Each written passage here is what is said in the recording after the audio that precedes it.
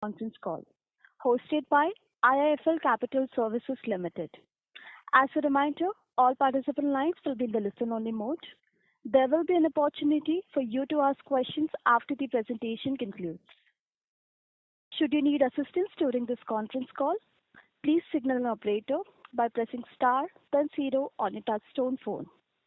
Please note that this conference is being recorded. I will now hand the conference over to Mr. Viral Shah from IIFL Capital Services Limited. Thank you and over to you. Thank you, Swapnali. Good evening, everyone. This is Viral Shah from IIFL Capital. Welcome to the Q3 FY26 earnings conference call of Tata Capital Limited. On behalf of IIFL Capital, I would like to thank the management team of Tata Capital for giving us this opportunity to host the call. From the management team today, we have Mr. Rajiv Sabharwal, Managing Director and CEO, Mr. Rakesh Bhatia, Chief Financial Officer, Mr. Sandeep Tripathi, Head of Strategy and Investor Relations, and other senior members of the management team. We will have opening comments from the management team, post which we will open the floor for Q&A. With that, I would like to transfer the call to Rajiv for his opening remarks. Over to you, sir.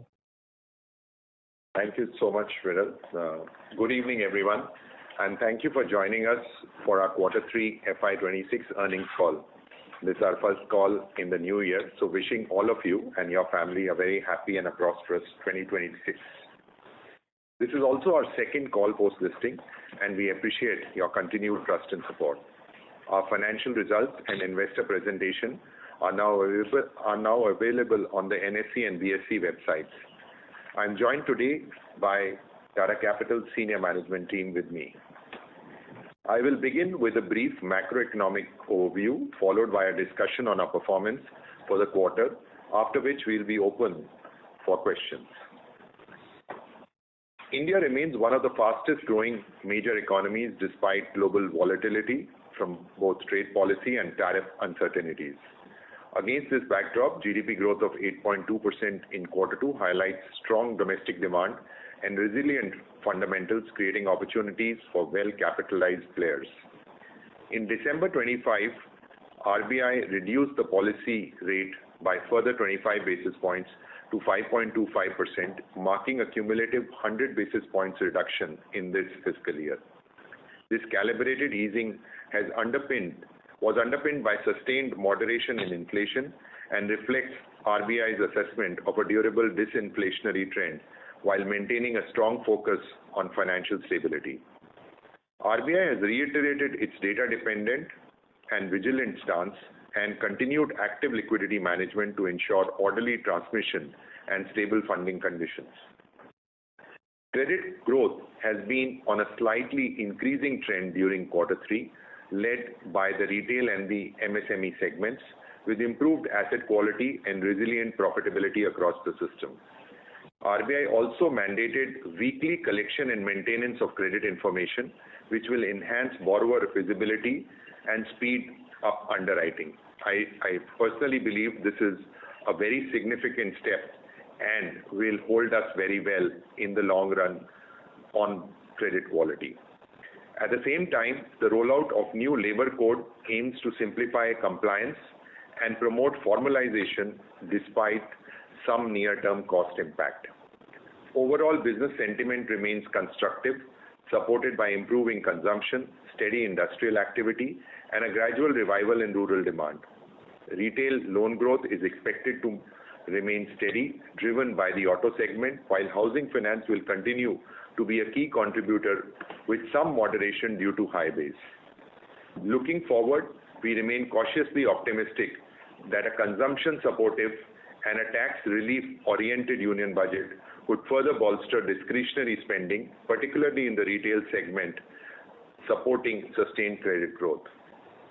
Against this environment, I am pleased to share our Q3 performance, marked by robust AUM growth and stable asset quality, operating metrics also being better across key segments.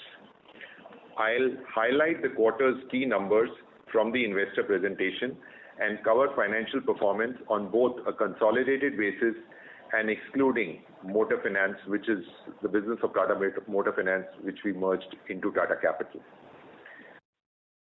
Performance snapshot. Please refer to slide 3. Looking at the quarter gone by, excluding motor finance business, our AUM stood at 2.34 lakh crores, reflecting a 26% Y-on-Y growth and a 9% sequential growth. Profit after tax for quarter 3 was 1,285 crores, up 39% Y-on-Y and 14% quarter-on-quarter. Adjusting for the non-recurring item related to labor code, profit after tax grew 36% Y-on-Y to 1,258 crores. Credit cost for the quarter was 1% as compared to 1.1% in quarter 2 of FY26. Net NPA remained stable at 0.6%. Return on assets improved 30 basis points Y-on-Y to 2.3%. Including the motor finance business, our AUM stood at 2.61 lakh crores with 7% sequential growth. Credit cost for the quarter, including motor finance, was 1.2%, a 10 basis points reduction from quarter 2 of FY26. Profit after tax for the quarter, including motor finance, was 1,257 crores, up 15% sequentially. Excluding the labor code adjustment, profit after tax stood at 1,290 crores, reflecting 18% growth. Return on assets improved 20 basis points to 2.1% from 1.9% in quarter 2 of FY26. I will now take you through our performance across 5 key themes, highlighting progress against our guidance and providing deeper insights into the business. This will be followed by a brief overview of our technology and digital initiatives. I will then share updates on our housing finance subsidiary and motor finance business. Let's first talk about book growth. Kindly refer to slides 4, 5, 14 and 15. I'm pleased to report that we recorded our highest ever quarterly AUM growth of 16,800 crores, driven by festive demand and benefits of GST reduction. Our diversified portfolio enabled timely opportunities, efficient disbursements, and balanced growth. Excluding the motor finance business, our AUM grew by 26% Y-on-Y, with housing finance recording a 30% growth. On sequential basis, the AUM grew by 9%. Disbursement growth was broad-based across all segments, including unsecured retail. Overall, retail and SME loans continue to account for 87% of our total AUM. While our focus remains on granular high-quality growth, the modest increase in corporate loans in quarter 3 FY26 reflects a few strategic opportunities we were able to capitalize on during the quarter. Retail momentum strengthened meaningfully in quarter 3, and we remain confident of sustained growth in the coming quarters. If you recall, during our quarter 2 call, we had highlighted that the asset quality challenges in unsecured retail were behind us, and we expected growth to return in this segment. Within retail, unsecured loans saw a healthy broad-based recovery, with both portfolio growth and disbursements reaching a 4-quarter high. We have added a slide on unsecured retail. Please refer to slide 16, highlighting the scale-up in unsecured retail disbursables and improvement in slippages. The slide has been included in our investor presentation for additional clarity. We may keep adding such additional information in our future presentations. We basically wanted to highlight how the disbursements have started to scale up over the last few quarters, and also we had mentioned that once the disbursements scale up, the AUM growth will follow soon after. I'm pleased to report that quarter 3 disbursements was 30% higher on Y-on-Y basis and 13% over quarter 2. With unsecured retail exposure currently at 10.4% of AUM, it leaves us with ample runway to achieve our stated vision of increasing it to 15% of the AUM. Including the motor finance business, our AUM increased 7% sequentially. the motor finance AUM stood at 26,584 crores, reflecting a 6% sequential decline. I will provide an update on the transformation in the upcoming section. Given the strong traction seen in Q3 in book growth and remaining conscious about the prepayment pressure, we are on track to meet our FY26 guidance of 18 to 20% AUM growth. As of December, we had a robust network of 1,505 branches across 27 states and union territories. Combined with our comprehensive digital capabilities, this enables us to effectively serve a growing customer base of 8.1 million. The second theme I want to cover is on asset quality. Kindly refer to slides 4, 22 and 23. Excluding the motor finance business, Stage 3 assets stood at 1.6%, net Stage 3 at 0.6%, and provision coverage ratio at 64.5%, broadly in line with Q2 levels.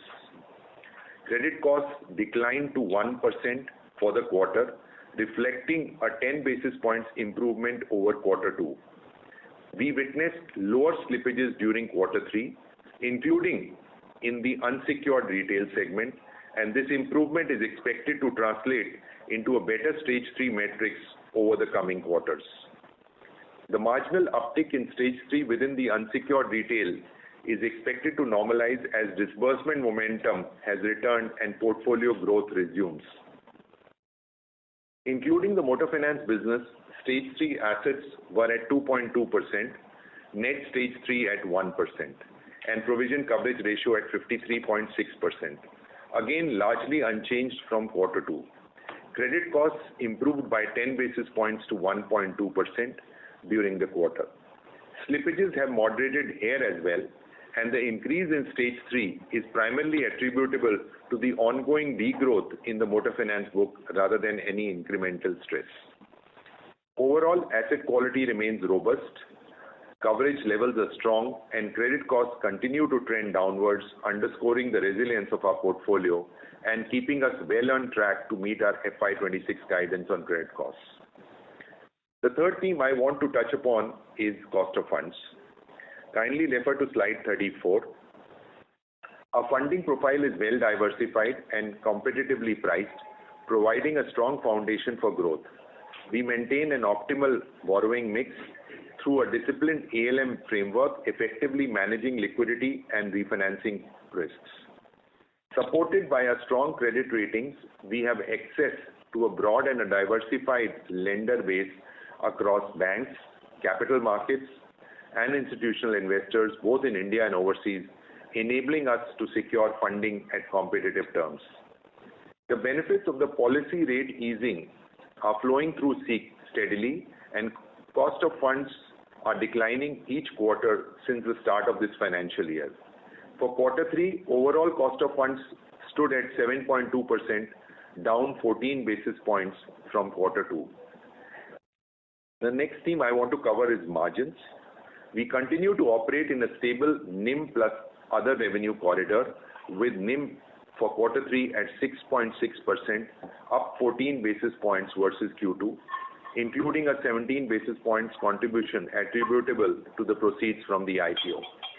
During the quarter, while we benefited from lower cost of funds, significant portion of the easing was passed on to customers, keeping margins at stable levels. Looking ahead, we see potential for margin expansion over the medium term, supported by further optimization of our product mix, with a rising contribution from higher yield segments such as unsecured retail, affordable housing, and a secured business loans, as well as growth in fee-based businesses and continued benefits of lower funding costs. On operating leverage, our continued investments in technology, data infrastructure, and branch expansion over the past 3 years are steadily enhancing operating leverage. We are beginning to see tangible efficiency gains in both productivity and turnaround times across our businesses. In Q3, our cost to income stood at 38.4%, improving by approximately 129 basis points versus the last quarter. excluding the one-time impact of 44 crores related to the recently announced new labor codes. The profit after tax impact of this new labor codes is 33 crores. For FY26, we remain confident of closing the year with a cost-to-income ratio in the range of 38 to 39%, as we had communicated earlier. Talking about the balance sheet, please refer to slide 35 and 57. Our balance sheet remains well capitalized and highly liquid. As of December, total assets stood at 2,71,936 crores with a net worth of 43,153 crores. Capital adequacy remains robust at 20.3%, comfortably above regulatory requirements, supported by a healthy common equity tier 1 ratio. We have continued to de-risk the balance sheet with debt to equity ratio declining from 6.1% in September to 5.1% in December 25, positioning us well to fund growth while maintaining prudent leverage. In addition, we maintain a strong liquidity buffer of approximately 35,000 crores, comprising cash and cash equivalents, mutual funds, LCR investments, and undrawn bank lines. Together, these factors reflect a strong liquid and well-capitalized balance sheet, providing ample flexibility to pursue growth opportunities while supporting business resilience. A quick summary of our technology and digital efforts. Please refer to slides 42 to 46. At Tata Capital, our digital DNA is integral to how we serve customers and build a scalable future-ready franchise. We are a digital-first NBFC with technology embedded at the core of decision-making, operations, and execution. With the customer at the center, technology now spans the full lending life cycle. 97% of customers are digitally onboarded, 97% of our disbursements are decisioned digitally, 98% of our customer queries are resolved digitally, and 99% of our collections flow through digital channels, demonstrating sustained value creation at scale. Over the last few quarters, we have moved decisively from AI pilots to enterprise-wide deployment across marketing, sales, credit, operations, service, and collections, delivering a measurable business volumes. Our voice-based agentic AI platforms deployed across sales, customer service, and collections have matured and are driving cost efficiencies through higher agent productivity, automation, and intelligent call handling. We were early investors in GenAI-driven underwriting ahead of the broader industry adoption. Today, AI underwriting co-pilots and AI-generated credit memos are used across business segments, improving credit manager productivity while enhancing speed, consistency, and risk governance. In parallel, AI-led automation in operations has enabled us to process significantly higher volumes with lower manpower intensity, reinforcing operating leverage. The transformation is anchored in a robust AI and data architecture, strong in-house engineering and data science capabilities, and a selective ecosystem of strategic technology partners. Together, these capabilities are enabling us to build a scalable AI-enabled operating model that supports disciplined growth, cost efficiency, and resilient risk management. A little more on our housing business. Kindly refer to slide 26 to 28. We had another strong quarter for our key subsidiary, Tata Capital Housing Finance Limited, with AUM growing 30% year-on-year and profit after tax increasing 25% year-on-year. This is excluding the one-time impact of the labor code. Total AUM stood at 81,585 crores. We continue to prioritize affordable home loans and loans against property dispersals, which support better margins and portfolio diversification. Tata Capital Housing Finance Limited also continues to make meaningful progress on cost efficiency, with cost to income improving by 114 basis points from 32.9% in Q2 of FY26 to 31.8% in Q3 of FY26. On the asset quality front, Tata Capital Housing Finance Limited remains best in class with credit costs of 0.1% and net NPA of 0.4% in Q3. These metrics, combined with disciplined operations, have positioned Tata Capital Housing Finance Limited as one of the top performing HFCs in the country, delivering a stable ROA of 2.4% across all quarters of FY26. We remain optimistic about sustaining this strong performance as we continue to execute our growth and margin strategies in the housing finance business. Talking now a little more about the motor finance business, please refer to slides 30 to 32. Our primary focus in the motor finance business is on reorienting the portfolio rather than pursuing near-term growth. The integration is progressing as planned across all key dimensions. In Q3, AUM declined by 6%, reflecting this deliberate repositioning. Importantly, our disbursements increased by 17% in Q3 over Q2, and we are confident that disbursement momentum will build sequentially from here as the business stabilizes and transformation gains traction.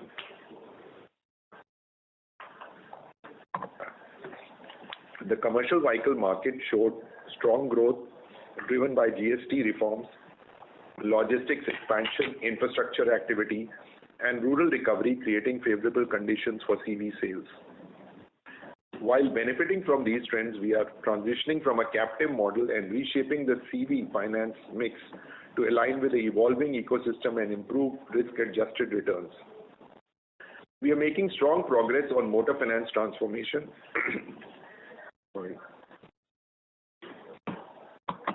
Our non-Tata OEM share in the new commercial vehicle disbursements rose to 19%, reflecting early success in a multi-OEM strategy.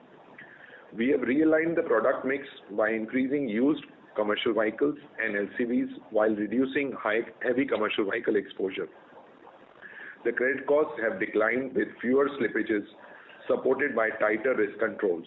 Operating efficiency is improving through branch rationalization, manpower redeployment, and IT integration. The business is now aligned to Tata Capital's operating model with dedicated sales, credit, and collection verticals, and enhanced underwriting standards and collection practices are reinforcing portfolio resilience. We are not chasing near-term AUM growth, but are instead focused on strengthening the fundamentals of underwriting and process discipline. With these actions in place, we expect growth to resume from the first half of financial year 27. Motor finance business is a seasonal business, typically experiencing lower delinquencies and stronger book growth in Q3 and Q4. Our performance reflects this trend, with credit costs declining and business achieving break-even in Q3. This was an important thing for us. Our business and motor finance business broke even in Q3. We will continue to monitor performance over the next year to assess steady-state outcomes. With this backdrop, we expect a progressive improvement in ROA during FY27, and we remain on track to achieve our targeted ROA by FY28. FY26 guidance. Now, please refer to slide 39. Our focus remains on quality-led growth, prudent capital deployment, and sustained improvement in returns, while staying true to our purpose of enabling inclusive and sustainable financial solutions. On a consolidated basis, we delivered 18% AUM growth and a 1.9% ROA for 9-month FY26. Strong Q3 results and a positive Q4 outlook reinforce our confidence in meeting FY26 guidance across all key metrics. In the end, to conclude, Q3 reflects disciplined execution and continued strengthening of Tata Capital's fundamentals. We are encouraged by the moderating credit costs, resilience in retail and housing portfolios, and early signs of stabilization in motor finance. We expect this momentum to gather further steam in Q4. Thank you to all our investors, analysts, lenders, partners, and all our teams for their trust and commitment. With that, we'll be happy to take your questions.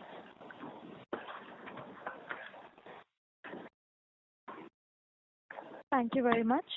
We will now begin the question and answer session. Anyone who wishes to ask a question may press star and 1 on the touchtone telephone. If you wish to remove yourself from the question queue, you may press star and 2. Participants, you are requested to use handsets while asking a question. Ladies and gentlemen, we will wait for a moment while the question queue assembles.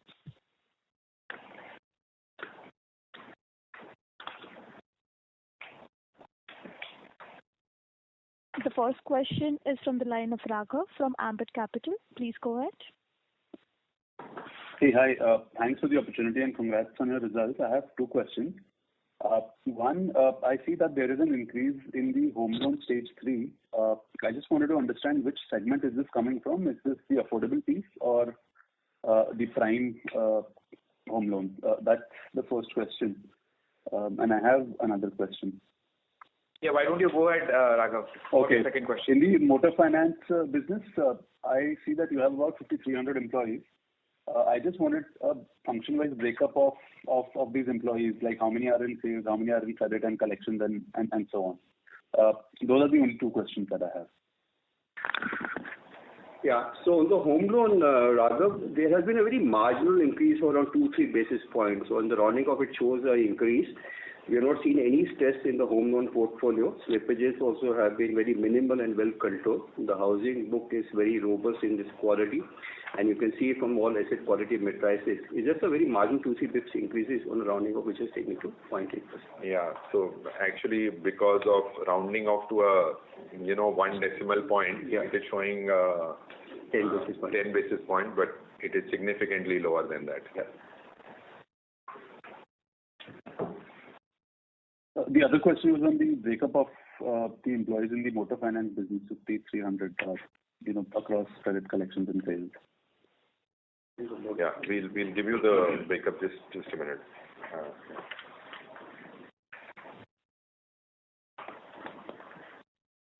So if I look at as of December,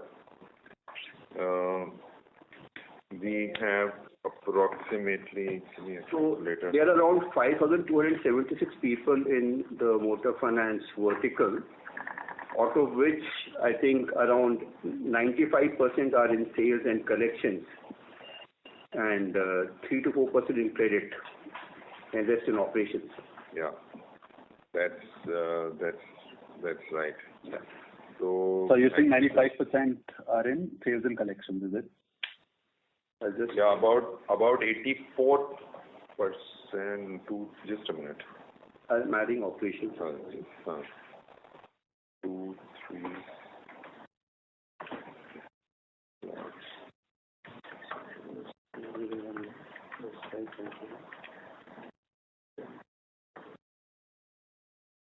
So approximately 83-84% are in sales and collection. Yeah. And if I count operations and credit, that will take up another 11%. Operations is roughly 11%. So together, sales, collections, and operations would constitute roughly 95%. 95%. That's what I mentioned. Yeah. Understood. That's all from my side. This is useful. Thank you. Thank you. The next question is from the line of Avinash Singh from Emkay Global Financial Services Limited. Please go ahead. Yeah, hi. Thanks for the opportunity. Couple of questions. The first one on credit cost guidance, hitting below 1%.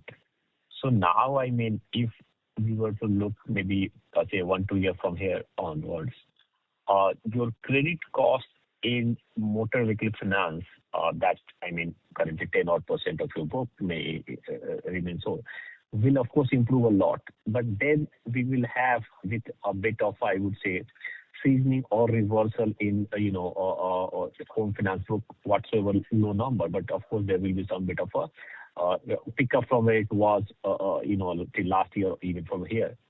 Then from where which other segment you see, the kind of a turnaround that will take credit cost eventually at the aggregate level from like 1.3%. That's already a very respectable level, to be honest, to under 1%. So that's one. And which segments, particularly when you are growing at the pace you are guiding, say, a 20-25% kind of a rate, which segments can see improvement in credit cost from here onwards? So that's question number one. And on motor vehicle finance side, now, of course, the break-even has happened, and most likely the growth should start to come back. Structurally, that piece, you are also going away from being captive. will that book, match your overall guided growth of 23-25%, say in FY28, if not 27? Thanks. So, two things. If you look at the credit cost in quarter 3 for us is about 1.2%. When we, look ahead, our stated objective is to be at around 1% on our credit cost. The reduction from here will come from two areas, one on motor finance and the other on retail. And retail, more it is on the unsecured side, which we are already seeing a decline. As we have mentioned, quarter 2 was lower than quarter 1, quarter 3 is lower than quarter 2. And we've given some sense of guidance in quarter 4 also on an overall basis. So the reduction will come from both motor finance and retail unsecured. As far as the book is concerned of motor finance, yes, motor finance is, we have started to see traction in that business build up on the new credit standards which we have set for ourselves. December disbursement was good, and we expect Q4 should also be picking up. As mentioned, quarter 3 disbursements were 17% higher than quarter 2 disbursements, and quarter 4 hopefully will be better. As far as the composition of the book is concerned, this book, when we took over the business and merged it, was about 12%. It was contributing 12% to the total book on an AUM basis, which has now come down to about 9.5%. We believe that this book of motor finance will grow, but not grow at the same pace as the rest of the Tata Capital book. So in terms of proportion, it may come down because we've stated that over the next couple of years, till March 28, between 25 to 28, we have said that we will grow at about 23 to 25%.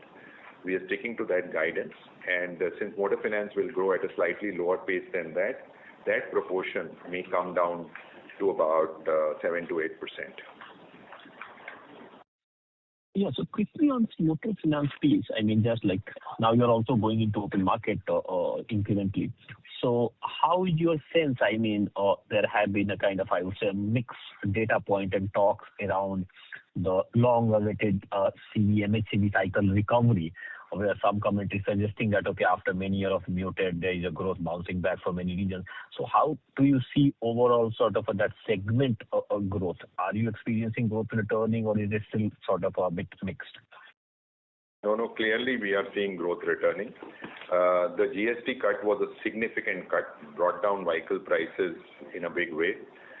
And that is also brought in viability for a lot of vehicles. We are seeing good demand on both, medium, small, as well as on the heavy side. The demand has improved. In fact, if you look at the used, that was a little muted in this quarter because when the GST cuts happened, while it could immediately reflect in terms of a lower price for new vehicles, for used, there was some uncertainty because that those prices logically should have gone down, but people were holding on, not sure whether what change will come to those prices. So for a month or two, there was some subdued business on that side, but it has now started to pick up again, and we saw this momentum building up in December, and we are seeing the same momentum continuing in January. So I would say growth was good, coming back on new vehicles, used a little muted, but now it's picking up.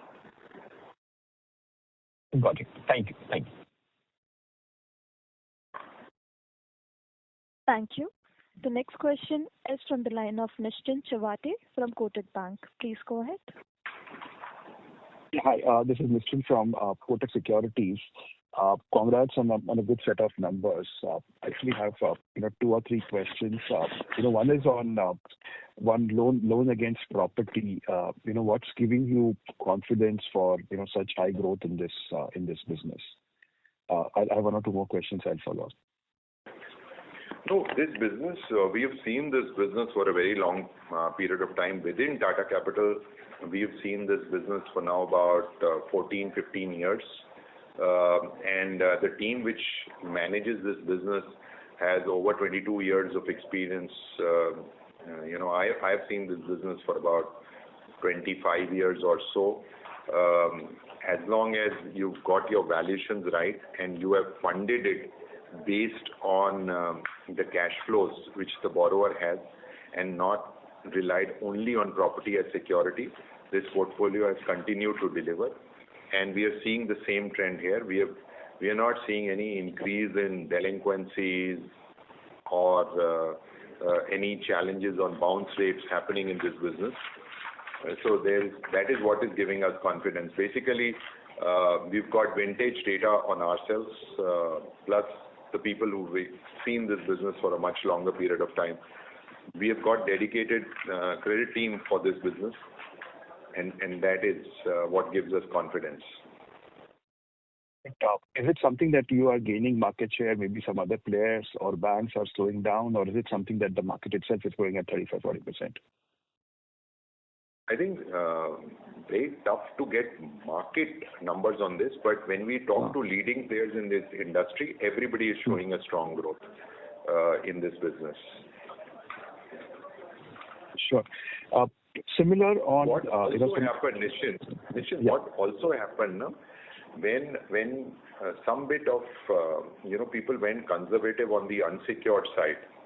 A lot of business did move to the secured side, so maybe that is also helping. These loans are largely taken by self-employed people. People in the MSME or the SME segment who are basically using this collateral to draw money at a more competitive price than an unsecured loan. And I would believe that whenever there is tightening on the unsecured side, you will see a slightly better growth rate happening on this side. Is it similar for SME loans as well, which is, I think, classified separately for you, where you, I think, almost around 10,000 crores in last 2 quarters? The SME business always has been strong in Q3 and Q4. I think this year it got a major boost in Q3 post the GST cuts. Our supply chain business is also a part of SME business, and it has seen a huge spurt during this period. In fact, Q2 became muted because though GST cuts were announced, but they were announced from a later date. So, in fact, Q2 became more muted. So, Q3 over Q2 looks even more stronger because Q2 was muted and Q3 was very good. Got it. And just finally, there is I think as you mentioned, in your remarks, there is a spurt in corporate loan book. So is it something that these are kind of episodic facilities? These are any specific loans, and does it have any implication on the margins? No, actually, what we try to do in every business is to ensure that we don't chase growth for the sake of margins. You would have seen this for us over the quarters. While we do pass on the benefits of what we see coming to us in terms of lower cost of funds, we have certain minimum spread targets for each business and average targets for each business, which we ensure are met. So it is not at the expense of margins, but we felt that there were opportunities, and some of these opportunities were also arising because of some spurt in demand happening on account of GST cuts. So I would say we felt there was an opportunity for us, and we did take that opportunity. This is something which, Nishin, we've always said, that our approach is to be well diversified. We want to be, and we are strong players in each segment. We don't consider, any business to be, the most important and others around it to serve that, to be, I would say, the next in line businesses. Each business for us is very important. We have business leaders in each business who've seen multiple business cycles and are well entrenched in the market. and in each segment we want to be best in class. That is what we aim for. Got it. This is very helpful. Thank you very much and all the best. Thank you so much. Thank you. The next question is from the line of Sukrit T. Patil from Eyesight Fintrade Private Limited. Please go ahead.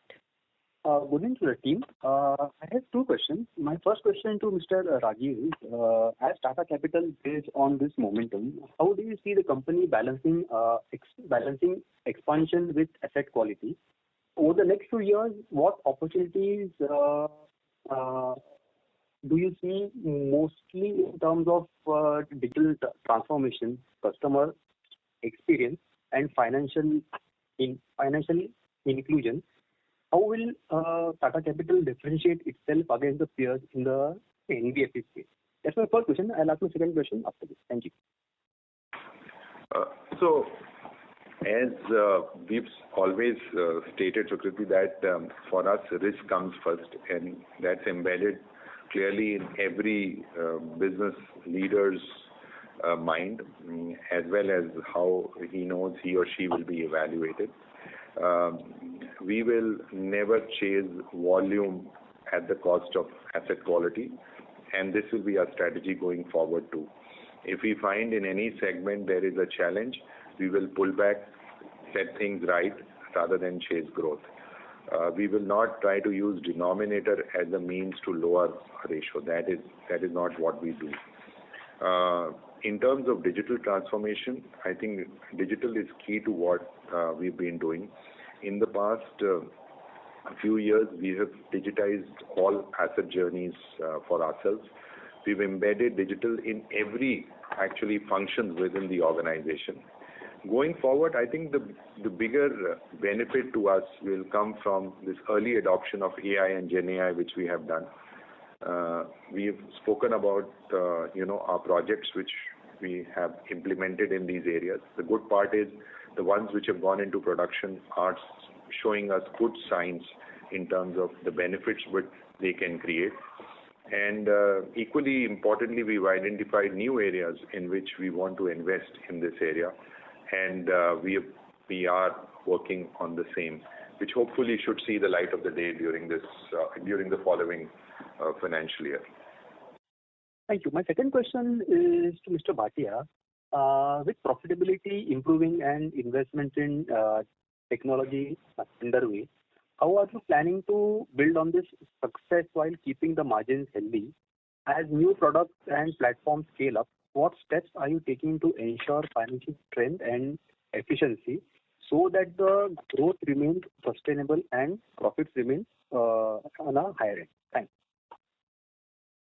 Yeah, so thanks. I take that. So, we have seen, just as a backdrop, we had made deep investments in expansion of our branches and digital assets 3 years back.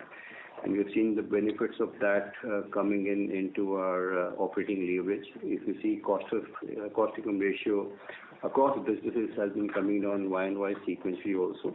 And we are kind of stated guidance of 34% cost-income ratio by FY28 is very much in radar across all expense lines and business lines. As we expand our products and as we do digital journeys, we have a very robust mechanism of making sure that we budget for IT costs and differentiate between run the business and change the business spends.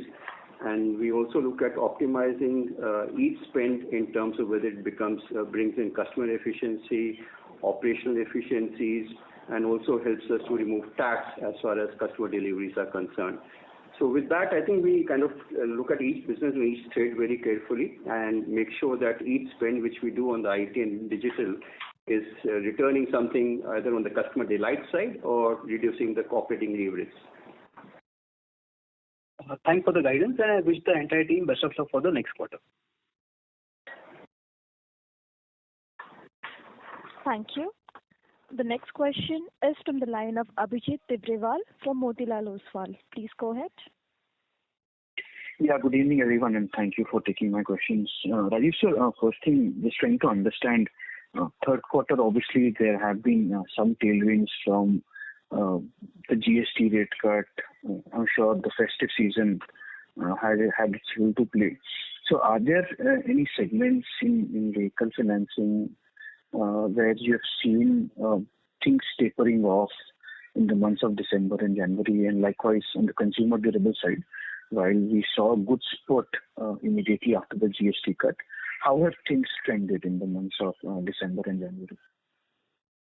So, GST, benefits were a big plus in Q3, and that momentum in certain areas is continuing, while there is some moderation in the other areas. Consumer durables is not a segment which we are present in or have any significant presence. So, I won't talk much about it, except for the fact that we still see continued demand from the supply chain side. We are there in financing the supply chain of consumer durables, and that seems robust for us. But individual products, I won't have as much clue to talk to you about.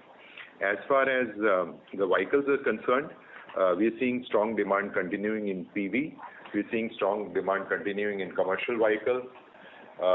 We have seen some amount of moderation in two-wheelers, which is happening in terms of sales. In tractors, we don't have any significant presence. So I do believe that two-wheelers, PV as well as CV will continue to be strong in Q4. Got it. So the second question I had was around asset quality, and basically two subparts to this question.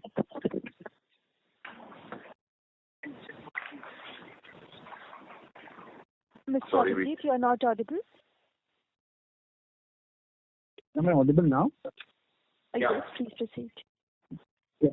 So I was trying to understand the strength in asset quality that we're typically used to seeing in 3Q, and particularly the second half of the fiscal year, somehow seems to be absent in this third quarter. So what is your view on that? I mean, asset quality obviously holding stable, the headline stage 3 numbers. But other than that, do you think that things are improving on the macro front, which would help in asset quality improvement, not just in Q4, which is a seasonally strong quarter, but even when we move into the next fiscal year? In fact, Abhijit, we have seen a very strong, quarter in terms of asset quality, and kindly look at asset quality from few data points and all of them. For example, gross NPA is just one indicator, which is a function of assets which have moved to stage 3. You should also look at how the proportion of assets is in stage 1, stage 2, and stage 3. If you look at it, you will notice that the proportion of assets in stage 1 have grown, and within that we have seen a much better growth on ones which are at 0 DPD. So consequently, it is leading to lower credit costs. On a consolidated basis, in one quarter, our credit costs are down by about 10 bits. In fact, on excluding motor finance, they're down by about 20 bits. So there's been a significant reduction there. The other thing which we are also seeing, the missed payment rates have also improved in quarter 3 over quarter 2. So collection efficiencies are also showing a better trend. If you notice in our presentation on slide 16, we have also shown the slippages in the unsecured business, and they also show a significant improving trend. We've given the numbers there. So I would say we definitely have seen on asset quality quarter 3 being very good. So basically, that confidence of accelerating unsecured retail is pretty much there, right? I mean, basically, like you mentioned on your slide number 16, right? I mean, yeah. You have down across PL, BL, so that the trend of acceleration in unsecured retail should continue. Yeah. See, Abhijit, the other point we have stated also there, besides slippages, we have also stated on that slide the trend on disbursements. If you notice, the trend on disbursements has improved.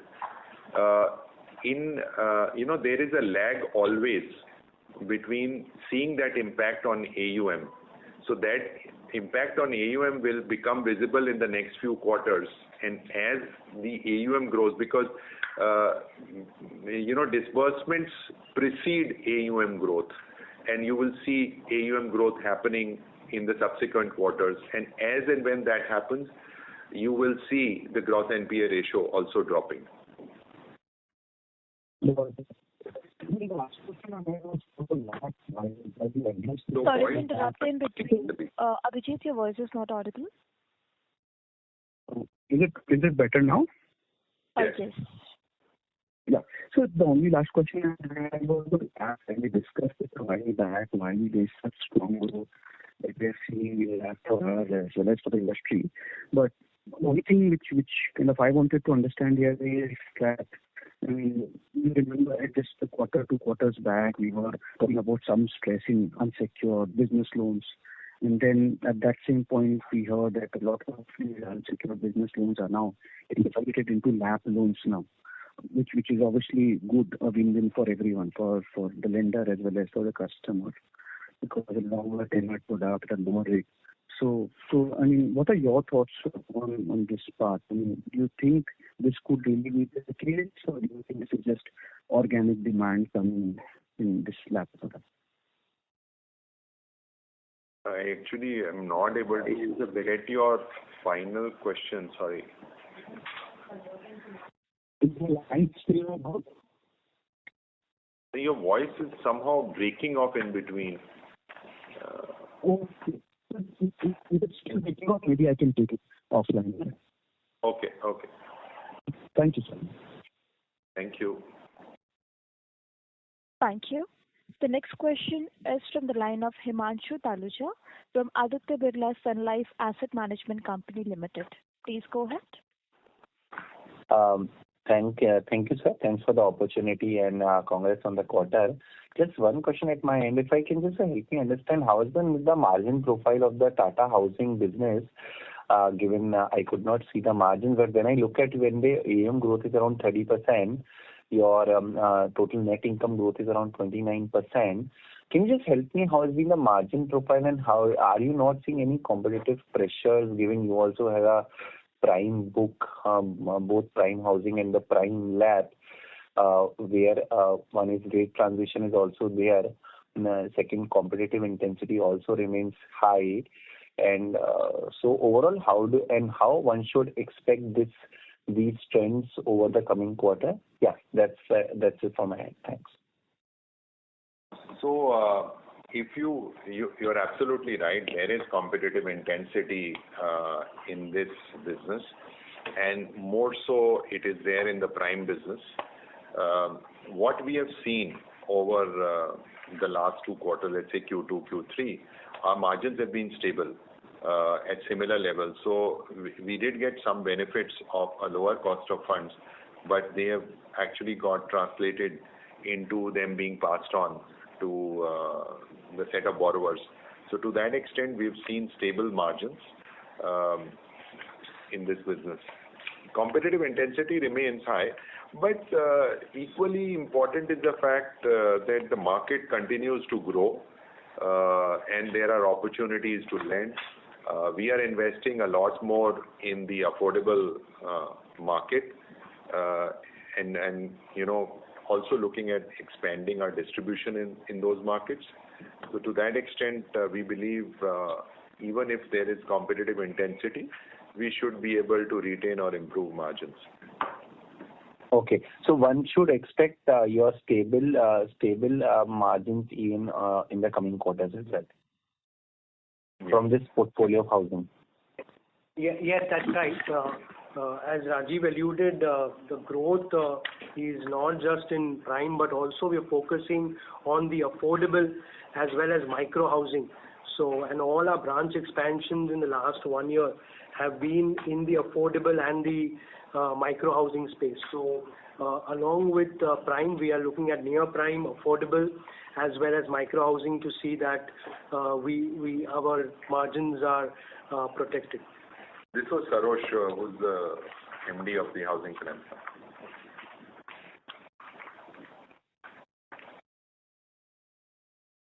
Yeah, sure. Just one small, if I can just ask one more question. On the personal and the business loan, which is put together close to 9 to 10% of the book, how you are seeing the incremental business momentum? Sorry, I joined this call late. If you have already answered, so if you can just highlight a brief, how you are seeing the incremental trend from a momentum perspective, both in personal loan and business loans, and how is the asset quality things are also panning out in these segments? So thanks.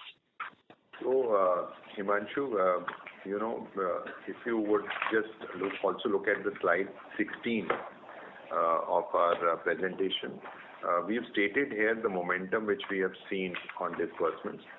As you would remember, we had gone conservative in this business last year, where we had slowed down because and made our policies tighter, more so in personal loan as well as microfinance business, because that's where we faced more stress.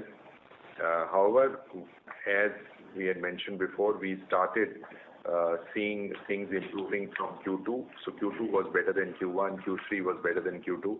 Plus, all early indicators of the new business booked over the last 15 months were showing better metrics, which gave us the confidence to, again invest in distribution and grow our business. And that's the trend which is visible on slide 16 on all our unsecured businesses.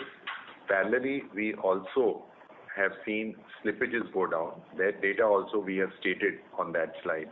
So we are clearly seeing improving trends on quality as far as slippages are concerned or bounce rates are concerned, and we have been able to build momentum for growth.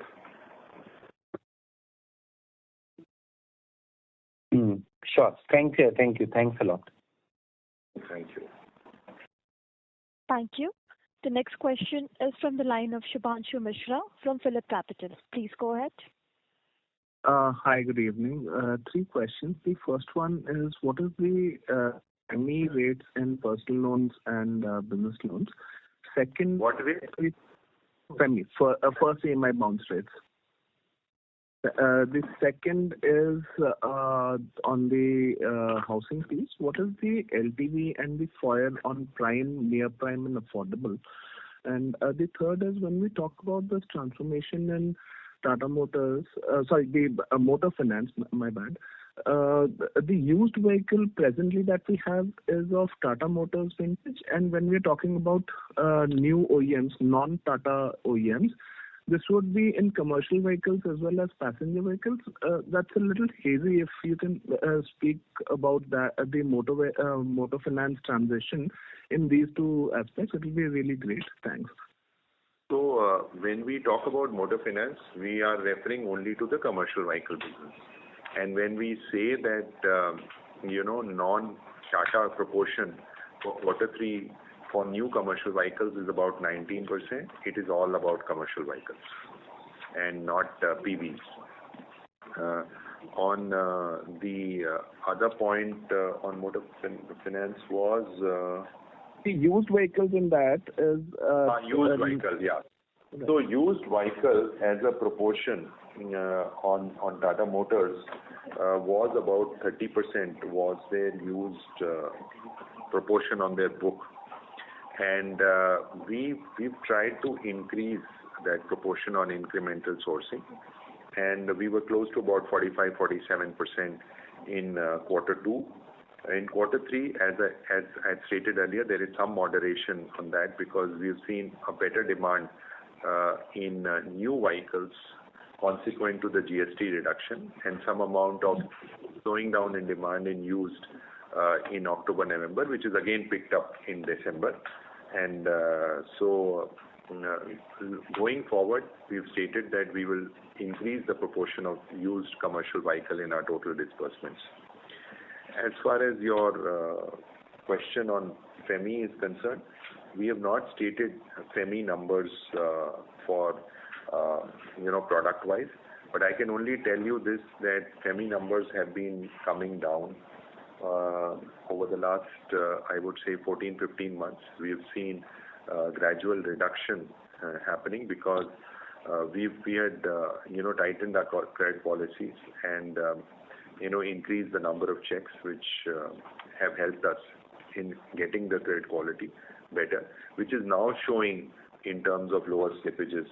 If you would also notice on slide number 24, we have also stated collection efficiencies for different products. And if you would notice, collection efficiencies for personal loans have also been inching up, as well as for business loans. So all that has been positive for us. So both personal loans and business loans, we are clearly seeing, the bounce rates on FEMI continue to come down. I would request my colleague Sarosh to talk a little bit about LTVs, which you asked for. So LTV depends on what is the quality of the what is the size of the loan, but on an average the LTV is below 60% on most of our loans. In the prime segment it is slightly higher, but in the affordable segment as well as in our home loans, our average LTV is 62%, and as well as home equity, it is around average LTV is around 45%. So that's for the housing finance business. Affordable housing is how much you said? 60%? No, affordable is much lower. Affordable housing is lower. Here we have a classification of for home loans as well as home equity. But when home loans is 62, the affordable will be much lesser than 62%. Just one follow-up question on used vehicles. That is presently also a Tata Motors OEM used vehicles? No. Actually, even when Tata Motor Finance was doing used commercial vehicle, they were agnostic to the brand. So used vehicles is agnostic to OEMs? Correct. Right. And the SEMI is now in single digits? And the SEMI is in single digits? FEMI. No, we have not stated FEMI numbers for... No, don't give the number. Just say if it is in single digit or a double digit. That's all. I will have to get back to you. I don't have it ready in front of me, but I will try to get back to you. Right. No worries. Thank you so much. Best of luck for ensuing quarter. Thanks. Yeah. Just one, as we spoke about our affordable business, the LTV is 57%. Right. Thank you so much. This was really helpful. Thank you. Ladies and gentlemen, that will be the last question for today. I would now like to hand the conference over to Mr. Viral Shah for the closing comments. Hello. Thank you, Rajiv, Rakesh, Sandeep, and the Tata Capital team. Rajiv, do you want to make any closing comments? No, thank you so much. I've covered most of the things. I'd just like to say that we have started to see good momentum all across in all segments, and we expect it to continue in quarter 4. In fact, as we are planning for the next year, we do believe the momentum will continue. As far as credit cost is concerned, we are coming close to what our guidance is, and in terms of what guidance we had given for FY28, I think we should be able to reach there much before than what we had stated. We are seeing the benefits on operating efficiency play out, and as more of our AI and GenAI projects come into play, I think the benefits will become even more stronger.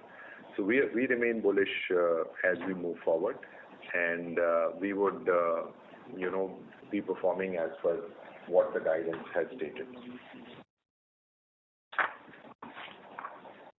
Thank you very much. On behalf of Tata Capital Limited, that concludes this conference. Thank you for joining with us today, and you may now disconnect your lines.